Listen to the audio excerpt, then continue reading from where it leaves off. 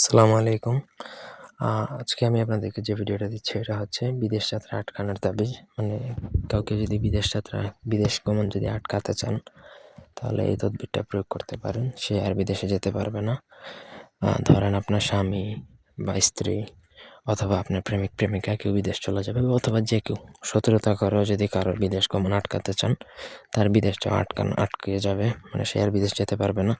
Visa হওয়ার আগে যদি কাজ করেন তার ভিসা হবে না, ভিসা হওয়ার পরে যদি করেন তাহলে যে কোনো একটা ঝামেলা হয়, তার বিদেশ যাওয়া বন্ধ হয়ে যাবে। আশা করি বুঝাইতে পারছি।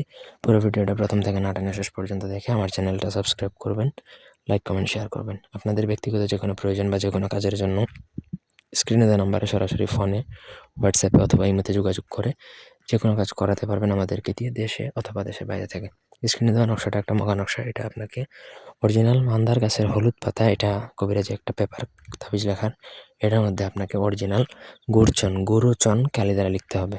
অন্য কোনো কালি দ্বারা লিখলে হবে না, অন্য কোনো নিয়মে কাজ করাও যাবে না। লিখে নিচে যার বিদেশ যাওয়াটা আটকাবেন তার নাম, তার বাবার নাম, মায়ের নাম এবং ঠিকানাটা উল্লেখ করবেন। তারপর আপনাকে সেই নকশাটা একটা কাচের বোতলে ভরে মুখটা বন্ধ করবেন।